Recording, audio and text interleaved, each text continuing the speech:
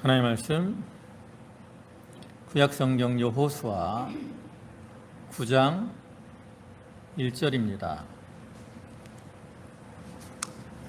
여호수아 9장 1절 구약성경 페이지로는 332쪽. 여호수아 9장 1절부터 6절까지고요. 또 14절부터 15절까지입니다. 봉독하겠습니다. 이일 후에 요단 서쪽 산지와 평지와 레바논 앞 대연안에 있는 헷사람과 아모리 사람과 가나안 사람과 브리스 사람과 히 사람과 여부스 사람의 모든 왕들이 이 일을 듣고 모여서 일심으로 여호수아와 이스라엘에 맞서서 싸우려 하더라. 기브온 주민들이 여호수아가 여리고와 아이의 행한 일을 듣고 꾀를 내어 사신의 모양을 꾸미되 헤어진 전대와 헤어지고 찢어져서 기운 가죽 포도주 부대를 나귀에 싣고 그 발에는 낡아서 기운 신을 신고 낡은 옷을 입고 다 마르고 곰팡이가 난 떡을 준비하고 그들이 길갈 진영으로 가서 여호수아에게 이르러 그와 이스라엘 사람들에게 이르되 우리는 먼 나라에서 왔나이다. 이제 우리와 주약을 맺읍시다 하니. 네, 14절입니다. 우리가 그들의 양식을 취하고는 어떻게 할지를 여호와께 묻지 아니하고 여호수아가 곧 그들과 화친하여 그들을 살리리라는 조약을 맺고 회중 족장들이 그들에게 맹세하였더라. 아멘. 할렐루야. 이제 장마가 끝나고 무더운 날씨가 이렇게 계속되고 있습니다. 이렇게 무더운 날씨에 일들 하라고 고생들을 많이 하시는데 건강하게 잘 지내시는지 모르겠습니다. 이 시간에도 하나님께 예배하는 모든 성도와 가정에 하나님 주시는 은혜와 평강이 늘 함께 하시기를 주님의 이름으로 축원합니다. 오늘 이 시간에는 여호수아 9장 1절부터 6절 또 14절부터 15절의 말씀을 보셨는데요. 그 중에 15절을 보면 여호수아가 곧 그들과 화친하여 라고 말씀을 하고 있어요. 그래서 이 말씀을 중심으로 기브온과 이스라엘의 화친이라는 제목으로 함께 말씀의 은혜를 나누고자 합니다. 우리가 지난 주일에는 여호수아 7장과 8장을 통해서 아이성 그 전투의 모습을 살펴봤는데요. 거기서는 그들이 실패를 경험하게 되었고요. 그 다음에 다시금 회복되는 이러한 모습을 살펴봤습니다. 그에 이은 이 9장의 말씀은 이스라엘 백성들이 가나안 땅에 들어가서 겪게 되는 어떤 두 번째의 실패의 모습이라고 할 수 있습니다. 왜냐하면 신명기 20장 16절부터의 말씀을 보면 하나님이 이렇게 말씀하셨거든요. 오직 내 하나님 여호와께서 내게 기업으로 주시는 이 민족들의 성읍에서는 호흡이 있는 자는 하나도 살리지 말지니. 하나님께서 가나안 땅에 들어가면 그 땅에 거하는 사람들을 하나도 살리지 말라, 다 진멸하라 라고 명령을 하셨다라는 거죠. 그런데 오늘 본문을 보면 이스라엘 백성들은 그러한 하나님의 명령을 어기고 그 가나안 땅에 거하는 기브온 족속들과 화친을 맺고 있다라는 거죠. 그러니까 이 모습은 이스라엘 입장에서는 어떻게 보면 실패라고 할 수 있습니다. 그러나 반면에 이제 기브온 사람들의 입장에서 보면 이스라엘과 이렇게 화친을 맺음으로 해서 그들은 자기들의 생명을 보존했고요. 또 더 나아가서 하나님의 은혜에 참여하게 되었기 때문에 그것은 성공이라고 할 수 있어요.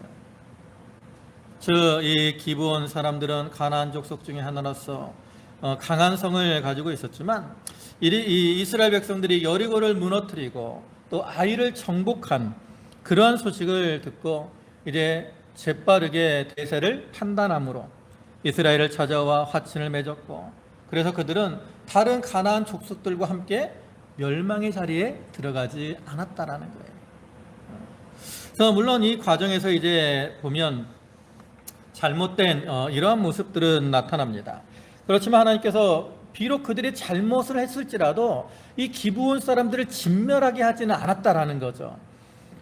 그걸 보면 그들을 구원하는 것, 그들을 살리는 것이 하나님의 뜻이었다라는 것을 우리가 알 수 있어요.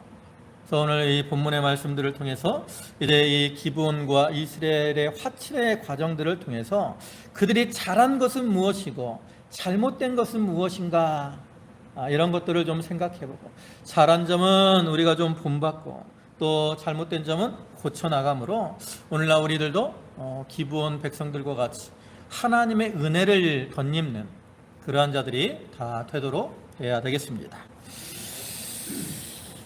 앞에서 우리가 살펴본 바와 같이 이스라엘 백성들이 이제 여리고를 정복을 하고 그 다음에 이어서 아이를 정복을 했죠.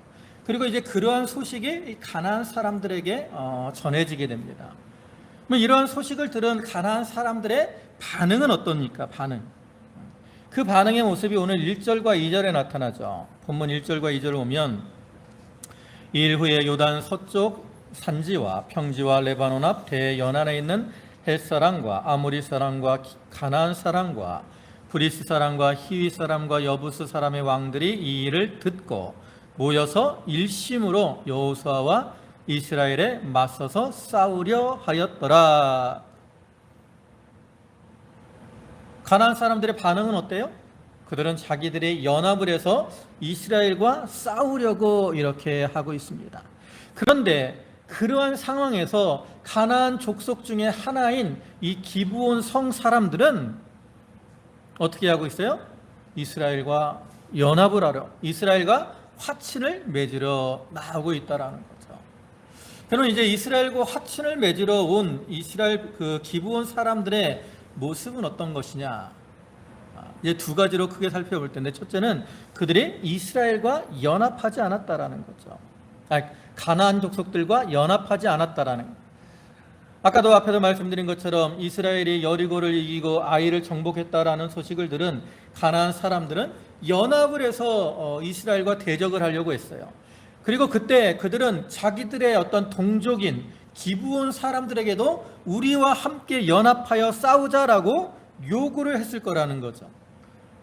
그러나 본문에는 자세히 나타나 있지는 않지만 이 기브온 성 사람들은 그 사람들의 요구를 무시하고 이제 이스라엘과 화친을 맺으려고 하고 있어요. 그들의 그 가나안 사람들의 이 어떠한 연합에 대한 요구를 거절한 것은 어떻게 합니까? 바로 이스라엘과 화친하려고 한 것을 통해서 알 수 있죠. 본문 6절을 보면 그들이 길갈 진영으로 가서 여호수아에게 이르러 그와 이스라엘 사람들에게 이르되 우리는 먼 나라에서 왔나이다. 이제 우리와 조약을 맺읍시다. 이와 같이 그들이 이스라엘 백성들에게 와서 자기들과 조약을 맺기를 청하고 있는데, 그러한 모습을 볼 때 그들은 이 가나안 족속들과의 연합을 거절했음을 알 수 있다라는 거죠.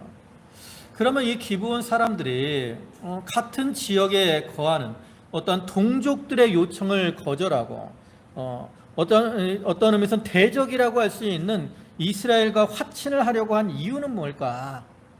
그것도 이제 두 가지 이유인데, 첫째로는 그 기브온 사람들이 하나님의 뜻과 능력을 알았기 때문이라는 거죠.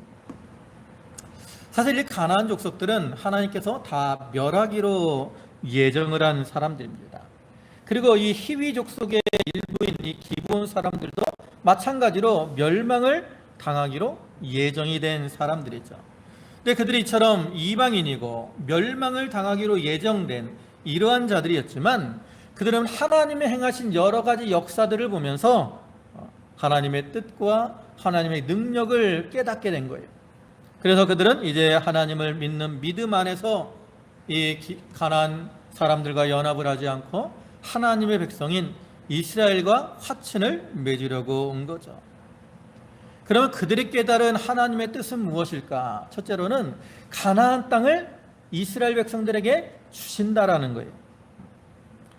우리가 성경을 보면 하나님께서는 이 가나안 땅을 이스라엘 그 아브라함과 그의 후손들에게 주시겠다라고 약속을 하셨습니다.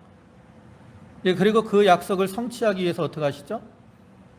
애굽에서 종살이하고 있던 이스라엘 백성들을 10가지 이적을 통해서 이끌어내시고, 또 홍해를 건너게 하시고, 또 광야에서 40년 동안 그들을 지키시고 보호하셨습니다.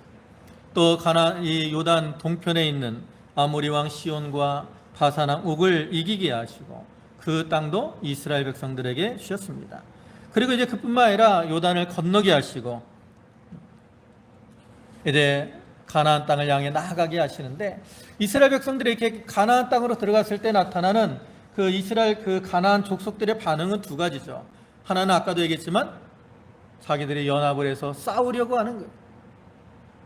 우리가 여호수아 6장 1절을 보면 이렇게 말씀해요. 이스라엘 자손들로 말미암아 여리고는 굳게 닫혔고 출입하는 자가 없더라. 이 모습은 무엇을 상징하는 거죠? 이 여리고 사람들이 이스라엘과 싸우려고 방비를 견고하게 한 거예요. 그러니까 여리고성 사람들이나 또 그 이후에 여러 이 족속들이 이스라엘과 싸우려고 했어요. 그것이 한 가지 반응이고요. 또 다른 한 가지의 반응은 뭡니까? 이스라엘과 협조를 하려고 한 거예요. 근데 이스라엘과 협조하는 사람들의 특징이 뭐냐? 그들은 하나님께서 그 땅을 이스라엘 백성들에게 주셨다는 걸 알고 있다라는 거죠.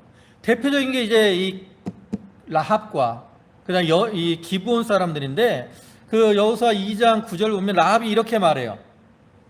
말하되 여호와께서 이 땅을 너희에게 주신 줄을 내가 아노라. 무엇을 주셨다고요? 이 땅을 하나님께서 이스라엘 백성에게 주신 것을 기생 라합이 내가 알았다라는 거예요. 믿었다라는 거예요.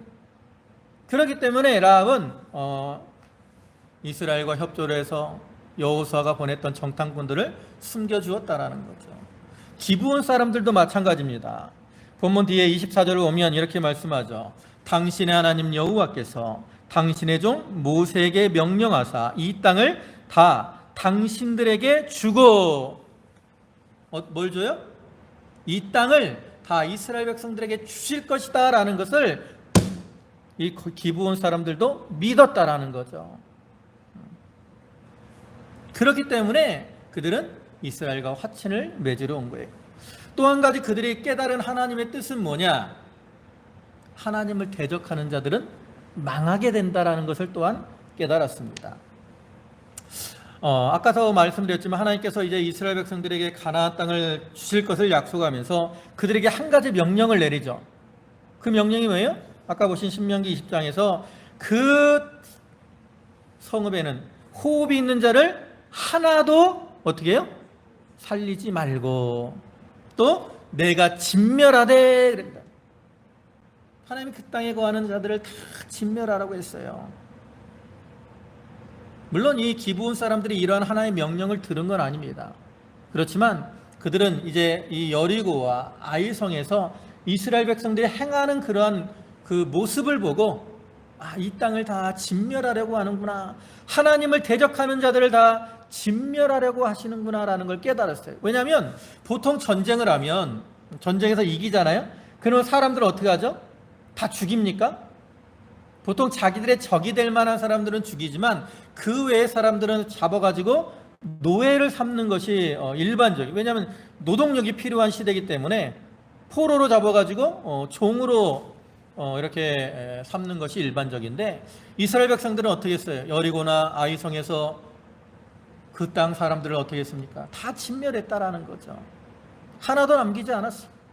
이걸 볼 때 이 기브온 사람들은 이렇게 하나님을 대적하는 자들을 다 진멸하려고 하는 것이 하나님의 뜻이구나 라는 것을 깨달았다라는 거예요. 그래서 우리도 그들을 대적하면 우리도 진멸을 당하게 될 수밖에 없구나. 그래서 그들은 이스라엘을 대적하지 않고 화친을 맺으려고 나왔다라는 거예요. 그 다음에 그들이 행한 두 번째 모습은 뭐냐? 하나는 가나안 족속들과 연합하지 않은 것이고요. 또 하나는 그들은 어떠한 인정에 끌리거나 세상의 세력을 의지하지 않은 겁니다. 앞에서도 말씀드렸지만 이 기브온 족속들은 히윗 사람들입니다. 히윗 사람. 본문 7절을 보면 이렇게 말하죠. 이스라엘 사람들이 히윗 사람에게 이르되, 이 기브온 사람들을 히윗 사람이라고 말하고 있습니다. 그리고 이 히윗 사람들은 가나안 7족속 중에 하나죠. 그래서 이 기브온 사람들 외에 다른 히윗 사람들은 이스라엘 백성들과 연합해서 가나안 족속들과 연합해서 이스라엘과 싸우려고 하고 있어요. 아까 보신 1절과 거기 2절 보면 여기 히윗 사람과 여부스 사람의 모든 왕들이 이 일을 듣고 일심으로 여호수아와 이스라엘에 맞서서 싸우려 하더라. 다른 히윗 사람들은 이 가나안 사람들과 연합을 해서 싸우려고 하고 있다라는 거죠. 그렇기 때문에 기브온 사람들도 다른 히윗 사람들, 즉 자기들의 동족과 함께 연합을 해서 이스라엘과 싸우는 것이 일반적인데 그들은 그러한 인정에 끌리지 않았다라는 거죠. 또한 그들은 세상의 세력을 의지하지도 않았어요. 왜냐하면 이 가나안 족속들이 이렇게 연합을 했을 때 그 세력이 얼마나 되는지는 모르지만 아주 큰 세력을 이룬 것은 분명합니다. 여러 성 사람들이 이렇게 모이고요. 뒤에 10장에서도 보면 이 이스라엘 왕, 예루살렘 왕과 그 지역의 왕들이 이제 연합을 해서 기브온을 공격하는 이러한 모습도 나오는데 이걸 보면 아주 큰 세력을 이루었다라는 것을 알 수 있어요. 그뿐만 아니라 이 기브온 성이라는 그 성 자체도 작은 성이 아닙니다. 뒤에 10장 2절의 말씀을 보면 이렇게 말씀해요. 이는 기브온은 왕도와 같은 큰 성임이요 아이보다 크고 그 사람들은 다 강함이라. 기브온 성이 왕도와 같이 큰 성. 왕도라는 게 이 어떤 수도 얘기하잖아요. 우리나라가 옛날 말하면 서울, 한양과 같은 큰 성이라는 거예요. 그러니까 거기에 어때요? 사람이 많겠죠. 수도니까. 또 거기는 그 사람들은 다 강하다 그랬어요. 용사예요, 용사. 이렇게 사람도 많고 성도 크고 강한 용사들입니다. 그러니까 인간적으로 볼 때는 이 정도 세력이면 이스라엘과 싸울 만하다라고 생각을 할 수도 있다라는 거죠. 그러나 이 기브온 사람들은 어떤 자기들의 힘이나 또 연합군의 세력을 이렇게 의지하지 않았어요. 그 이유는 아까도 얘기했지만 그들은 이스라엘 하나님은 능력의 하나님이고 그런 하나님의 뜻이면 자기들이 아무리 강할지라도 패할 수밖에 없다, 망할 수밖에 없다라고 생각을 했기 때문이죠. 우리가 보면 세상 세력들이 강하게 힘을 연합해서 하나님을 대적을 하지만 하나님이 함께 하실 때는 어떠한 대적들도 그들을 이길 수가 없습니다. 마치 결안으로 바위를 치는 것과 같죠. 하나님은 그러한 자들을 뭐라고 하십니까? 시편 2편 2절을 보면 이렇게 말씀을 하죠. 세상의 군왕들이 나서며 관원들이 서로 꾀하여 여호와와 그의 기름 부음 받은 자를 대적하며 우리가 그들의 맨 것을 끊고 그의 결박을 벗어버리자 하는도다. 하늘에 계신 이가 웃으심이요 주께서 그들을 비웃으시리로다. 이렇게 세상의 세력들이 힘을 모아서 대적을 하지만 하나님이 어떻게 해요? 웃으신다, 비웃어요. 왜? 그들의 수고와 노력은 다 헛된 것이기 때문에.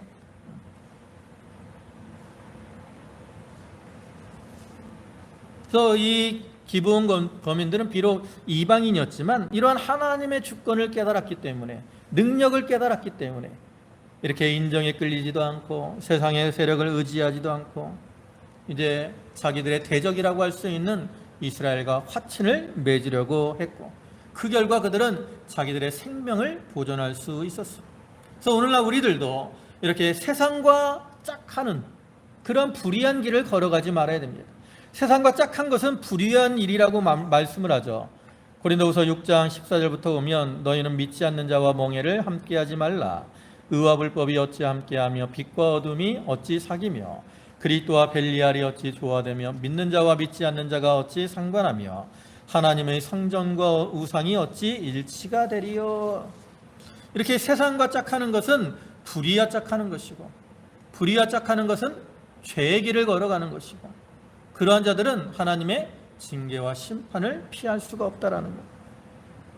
그래서 우리가 이러한 불의한 길, 세상을 의지하고 세상을 따라가는 그러한 길을 걸어가지 말아야 되는 겁니다. 그래서 이와 같이 이제 기브온 사람들이 하나님의 뜻을 깨닫고 가나안 족속들과 연합하지 않고 이스라엘과 화친을 맺으려고 나왔습니다. 그리고 결과적으로 이제 이스라엘과 기브온이 화친을 맺게 되는데, 그런데 이 기브온 사람들이 이스라엘과 화친을 맺으려고 한 것은 아주 좋은 일이고 잘한 일인데요, 그 과정을 보면 그 과정이 잘 됐느냐? 잘못됐다라는 것. 기브온 사람들도 잘못된 모습으로 행하고요, 이스라엘 백성들도 잘못된 모습으로 행합니다. 그러면 그들의 잘못된 모습은 뭐냐? 먼저 이제 기브온의 잘못에 대해서 좀 살펴볼 텐데요. 본문 4절입니다. 4절에 보면 꾀를 내어 사신의 모양을 꾸미되 헤어진 전대와 헤어지고 찢어져서 기운 가죽 포도주 부대를 나귀에 싣고 그 발에는 낡아서 기운 신을 신고 낡아서 입고 다 마르고 낡은 옷을 입고 다 마르고 곰팡이가 난 떡을 준비하고 그들이 길갈 진영으로 가서 여호수아에게 이르러 그와 이스라엘 사람들에게 이르되 우리는 먼 나라에서 왔나이다. 이제 우리와 조약을 맺읍시다 하니. 여기 보면 이 기브온 사람들의 잘못된 모습이 두 가지로 나타납니다. 하나는 자기들을 위장하고 온 거예요. 위장하고. 기브온 거민들은 이스라엘과 화친을 맺기 위해서 그들을 찾아왔는데 그들은 올 때 사신들의 모양을 어떻게 했어요? 거짓으로 꾸몄습니다.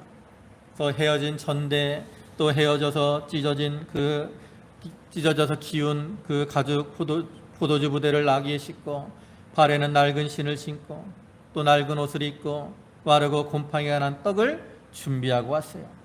이들이 이와 같이 꾸민 것은 그들이 이 가까운 지역에, 즉 이 가나안 땅에 사는 그러한 사람들이 아니라 먼 곳에서 왔다라고 자기들을 위장하기 위함이죠.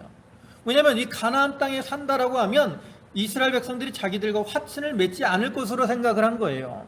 그리고 실제로 이스라엘 백성들이 만약에 이들이 가나안 땅에 산다는 것을 알았다면 이 기브온 사람들과 화친을 맺지 않았을 겁니다. 왜요?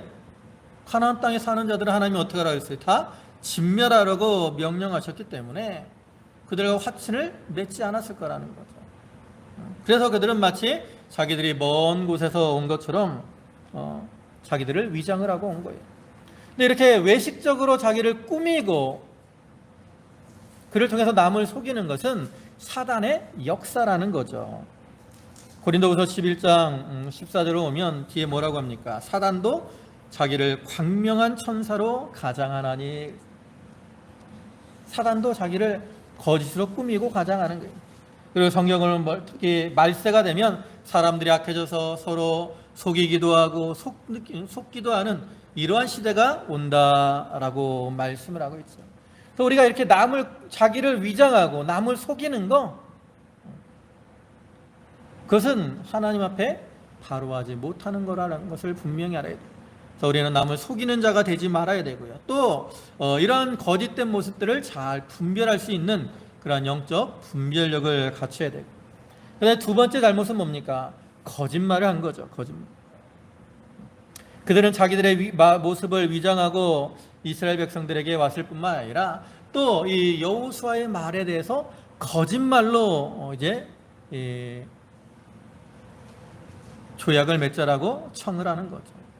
왜냐하면 그들이 이렇게 왔을 때 그 모습이 좀 이상하니까 여호수아가 그들에게 물어보잖아요. 너희가 어디서 왔느냐? 그러니까 그들이 뭐라고 대접을 했어요?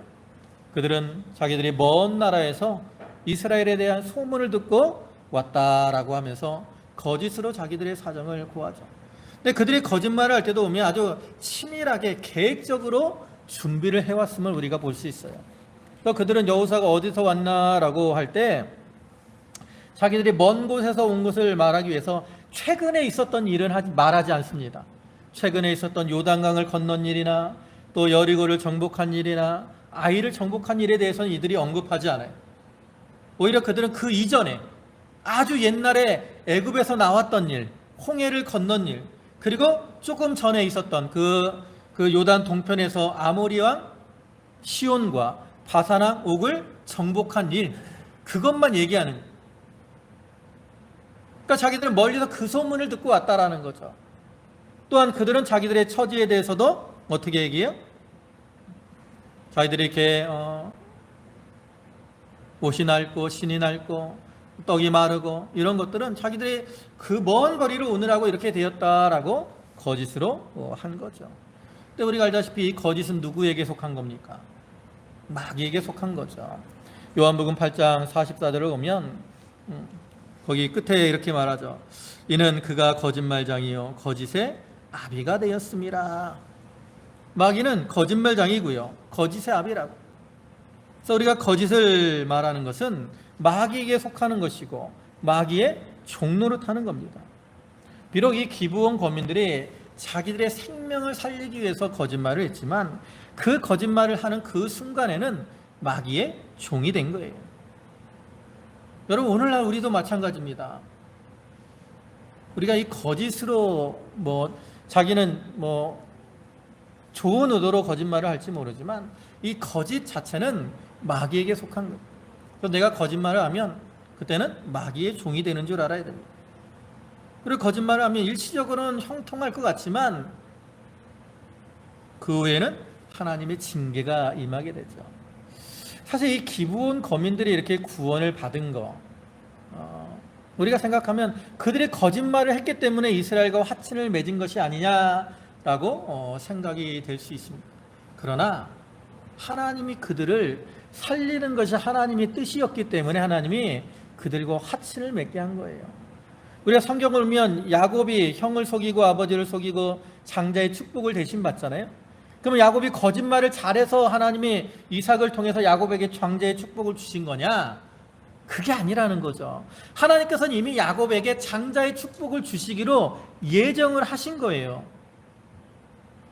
그러니까 어떻게든 하나님이 이제 이 야곱에게 장자의 축복을 줬을 거라고.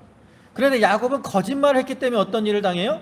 형에게 미움을 당하게 되고 아버지의 집을 떠나서 방황해야 되고 오랜 시간 동안 고통을 당하게 된다라는 거죠. 그러니까 하나님의 뜻은 하나님의 신실하신 하나님이기 때문에 결코 그 뜻이 변하지 않아요. 그 뜻대로 반드시 이루어집니다. 내가 거짓말을 안 해도 그대로 이루어지는 거예요. 그러니까 우리가 그것을 기억하고 우리는 늘 하나님 앞에 진실하게 행하는 자가 되어야 됩니다. 이것이 이제 기브온 사람들의 잘못이고요. 그 다음에 그럼 이스라엘 백성들의 잘못은 뭐냐? 이렇게 기브온 거민들이 이제 거짓된 모습으로 자기를 꾸미고 또 거짓말로 이스라엘 백성들에게 말을 했는데 그 말을 들은 이스라엘 백성들, 여호수아와 이스라엘 백성들은 기브온 사람들과 화친을 맺는다라는 거죠. 그럼 여기에 나타난 이 이스라엘 백성들의 잘못된 모습은 뭐냐? 하나는 경솔하게 판단을 해서 이 거짓된 거짓말과 위장된 모습을 분별하지 못했다라는 거죠. 사실 성경을 쭉 보면 이 기브온 사람들이 위장하고 와서 거짓말을 했을 때 여호수아나 또 이스라엘의 장로들은 그들을 의심했습니다. 그래서 본문 7절을 보면 이렇게 말하죠. 너희가 우리 가운데 거주하는 듯하니. 이것은 그 여호수아와 그 장로들이 그 기브온 사신들을 의심한 걸 보여주는 거예요.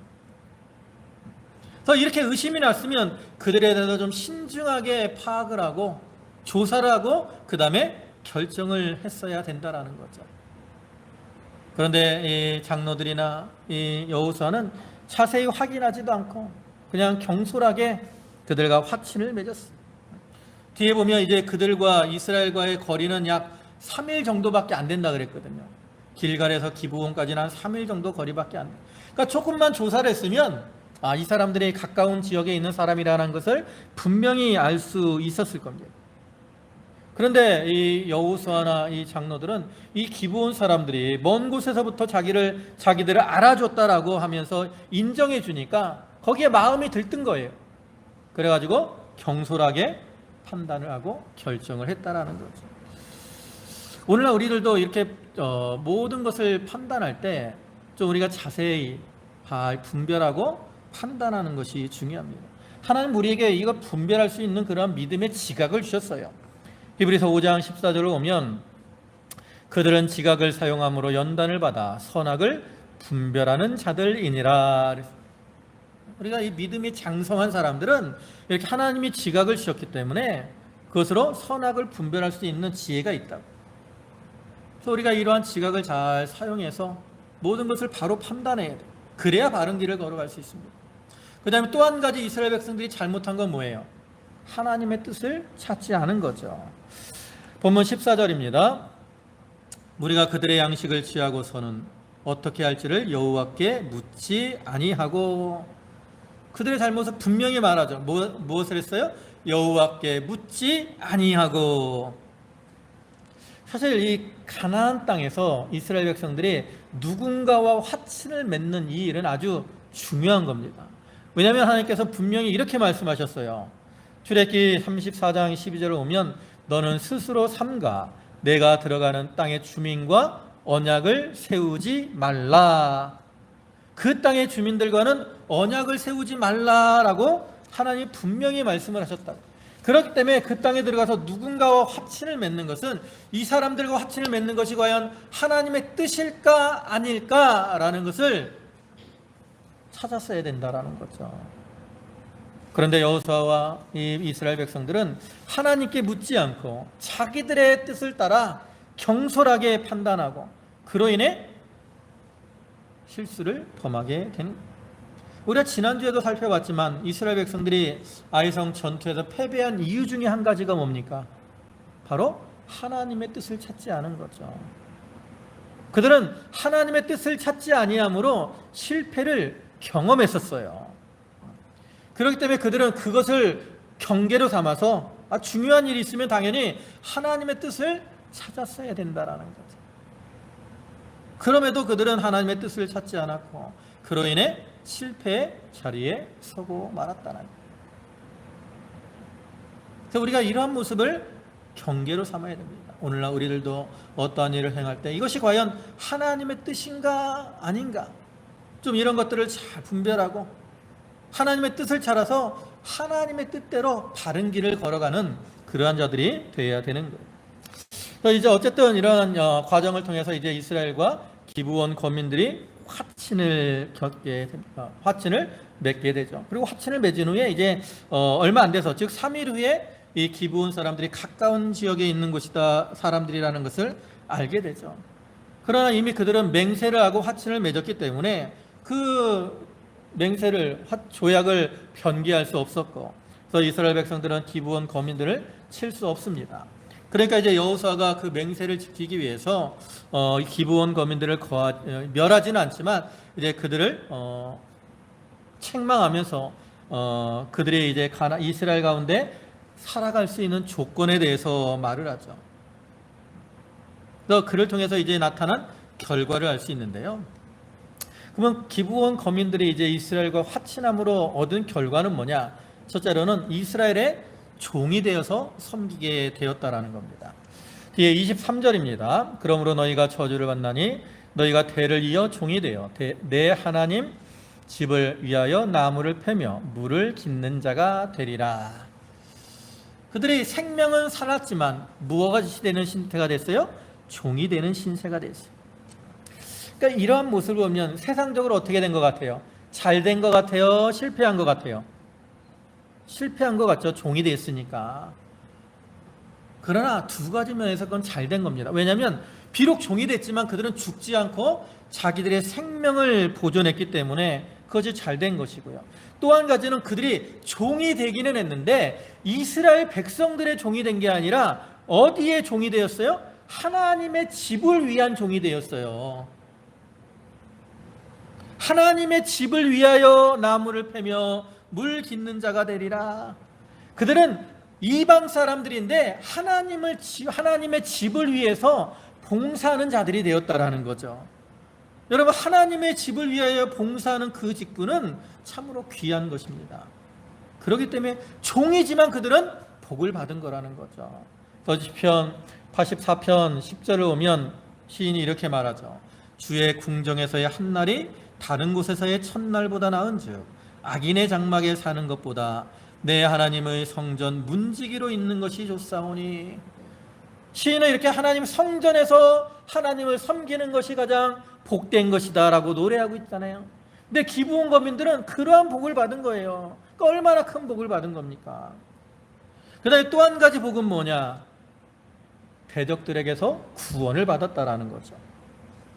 이제 이 이후에 10장을 보면 이 기브온 사람들이 이스라엘과 화친을 한 그 가나안 사람들이 어떻게 해요? 연합을 해서 기브온을 공격하게 되죠. 그래서 그들은 큰 위기에 처하고 그래서 이제 여호수아에게 도움을 요청합니다. 그래서 이제 여호수아가 자기들의 군사를 거느리고 밤새도록 올라가서 그 대적을 치고 이제 기브온 거민들을 구원하는데 그 과정을 보면 있잖아요. 하나님께서 그들을 구원해 주심을 알 수 있어요. 왜요? 그 과정에서 하나님이 그 대적들을 물리치게 하시기 위해서 어떻게 해요? 해와 달을 머물게 하셨다라는 거죠. 누구를 구원하기 위해서? 기브온 거민들을 구원하기 위해서 하나님이 놀라운 역사를 행하신 거예요. 이와 같이 기브온 거민들이 이스라엘과 화친함으로 이러한 하나님의 능력의 역사를 체험하고 구원의 은혜를 체험하게 되었다라는 거죠. 이제 말씀을 마무리하겠습니다. 참으로 우리가 이 시간 이 기브온 사람들과 이스라엘 백성 사이에 맺은 이 화친 조약을 맺는 모습을 살펴봤는데요. 기브온 거민들이 그 가나안 족속들과 연합하지 않고 하나님의 주권과 능력을 믿는 믿음 가운데서 이스라엘에게로 나와서 화친을 맺었고, 그들은 그들을 통해서 자기들의 생명을 보존했고, 또한 하나님을 섬기는 자리에 섰으며 또 대적들의 손에서 구원받는 은혜를 누리게 되었습니다. 물론 그 과정에서 잘못한 것은 있지만 그들이 믿음을 가지고 하나님께 나오는 그 모습을 기뻐하셨기 때문에 하나님께서 그들을 진멸하지 않았다라는 거죠. 그들을 구원하는 것이 하나님의 뜻이었다라는 것을 이를 통해서 우리에게 보여주는 거예요. 오늘날 우리들도 연약하기 때문에 잘못된 모습으로 또 죄악된 이러한 모습으로 행할 때도 있습니다. 그러나 우리를 구원하시고 우리에게 은혜를 주시는 것이 하나님의 뜻이기 때문에 우리가 기브온 거민들과 같이 하나님의 주권을 믿고 세상과 짝하지 않고 하나님 앞에 나오면 하나님께서는 그러한 우리들에게 풍성한 은혜를 더하여 주신다라는 거죠. 그래서 우리는 그러한 은혜와 축복을 누리는 자가 되어야 됩니다. 참으로 이 자리에 계신 모든 성도들이 참으로 주님을 가까이 함으로 이러한 은혜와 축복을 누리는 그러한 성도들이 다 되시기를 주님의 이름으로 축원합니다. 아멘. 기도하시겠습니다. 전능하시고 자비와 사랑과 긍휼이 풍성하신 주님, 저희가 오늘 말씀을 통해서 이 기브온 거민들과 이스라엘 백성들이 화친의 죄악을 맺는 이러한 모습들을 살펴보았습니다. 아버지 하나님, 기브온 거민들은 비록 하나님 멸하라고 하신 가나안 족속들이었지만 그들이 하나님의 행하신 역사들을 통해서 하나님의 주권과 능력을 믿고 하나님이 가나안 땅을 이스라엘 백성들에게 주셨음과 그들의 대적이 멸망할 것을 확신하는 가운데 참으로 이스라엘 백성들에게 나와 화친을 맺으려고 했습니다. 물론 그 과정에 거짓을 행하고 잘못된 이러한 모습들도 있었지만 그들의 그 믿음을 하나님이 보시고 그들을 살리시는 것이 하나님의 뜻이었기에 그들과 이스라엘이 화친을 맺게 하셨고, 그러므로 그 결과적으로 이 기브온 거민들은 인간적으로 보면 이스라엘의 종이 되었지만 그들은 하나님의 집에서 참으로 나무를 패고 물을 깃는, 즉 하나님의 일에 수종드는 이러한 귀한 직분을 감당하게 되었으며 또 대적들의 손에서 하나님의 능력으로 구원받는 그러한 은혜를 누리게 되었습니다. 아버지 하나님, 이와 같이 저희들이 비록 부족하여서 죄악의 길로 잘못된 길로 나아갈 때도 있지만 저희가 믿음으로 하나님 앞에 나아갈 때 하나님께서 그러한 우리들에게 은혜를 주시고 또 하나님께서 생명의 길로 인도하심을 믿습니다. 아버지 하나님, 그 믿음 안에서 참 하나님을 가까이 하게 하시고 하나님이 주시는 은혜와 평강을 누리며 사는 저희 모든 성도들이 되게 하여 주시옵소서. 아버지 하나님, 오늘도 귀한 주의를 허락하시고 저희를 부르셔서 예배케 하시니 감사를 드립니다. 사모하는 영혼을 만족케 하시는 주님께서 저희 심령 위에 풍성한 은혜를 나리워 주시옵소서. 또한 저희 성도들 참 그 은혜에 감사해서 각기 하나님 앞에 예물을 드렸사오니 그 바치는 손길과 심령을 기억하여 주옵소서. 하늘의 신령한 은혜와 또 땅의 풍성한 것으로 저들에게 충만케 채워 주옵소서. 모든 것을 주님께 맡기오며 예수님의 이름으로 감사하며 기도 올리옵나이다. 아멘.